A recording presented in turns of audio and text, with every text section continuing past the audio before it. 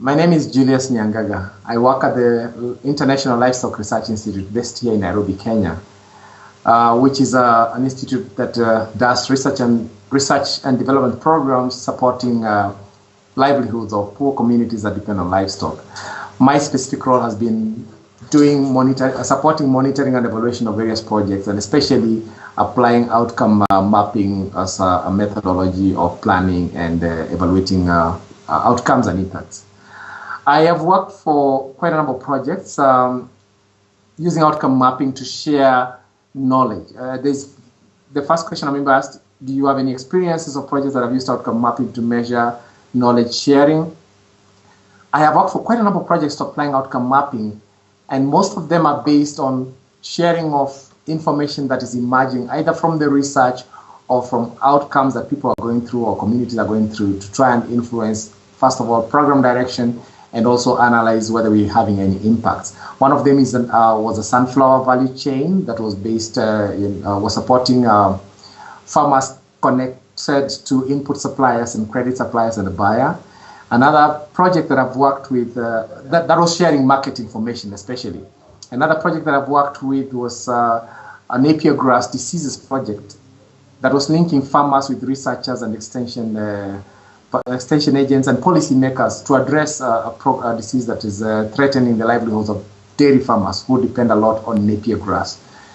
And again, this was a project that was based on knowledge that is emerging from research and what farmers are doing to address the problem and what kind of policy measures could be put in place to sort of halt it. Lots of information, knowledge sharing. Recently, we just closed a project that was talking about the use of radio as a space to share biotechnology information, as a space to discuss the issues and support decision making. Again, stakeholders were farmers, radio agents in this case, and researchers trying to explain biotechnology using radio.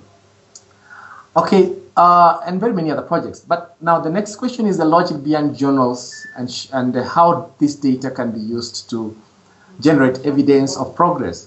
Now, journals basically monitor the direction and intensity of change as it happens, the way the program is planned. They are structured to sort of support the team in, first of all, planning what kind of change is happening, and if it is happening, we kind of sort of evaluate, is it happening intensively enough for us to justify that that is happening? That's why it's got those various grades and stuff like that. And we follow progress using those journals, and also what is influencing that transformation. Program-led initiatives, but also what possibly could be external factors that are transforming this, supporting this transformation. Finally, we also collect evidence that supports this transformation, but also in case transformation is taking place that is not being influenced by the project, those journals help us track those kind of changes. And especially if some of this change, the external factors are influencing negatively or positively, and what we can do about it. So those journals really do help in tracking those kind of changes, that kind of information. If you have enough evidence, then you are able to sort of know what direction you're going. If we collect this information of intensity of change accompanied by documents, you are able to really inform what progress took place over some time. Now, the third question is, can outcome mapping be used to capture uptake of knowledge by different groups, especially, say, for example, policy influence or uptake of technology? Now, I would say from my experience, outcome mapping really measures behavioral change. But behavior can be defined in pretty broad ways depending on who you are referring to. If it's an individual culture, it's the traditional behavior you're talking about that's related to attitude. Whether it's an individual or group, behavior, or an organization or institution, behavior really refers to what do you know, what is your attitude to this knowledge that you're getting, and what is your response or reaction to it.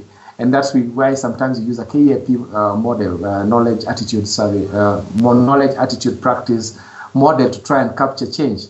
So outcome mapping, if the evidence of change is being observed, to keep track of the evidence of change, we can structure our data collection tools to try and capture what is the influence of knowledge that is being achieved on the practices that are being put in place. If it is technology, for example, uptake, when we structure our tools to collect from various actors or boundary partners, what are you learning about the project intentions or project mission or emerging information? How are you reacting to it? What is your response? What are you putting in place as a result of the knowledge you know? You can be able to capture this kind of transformation.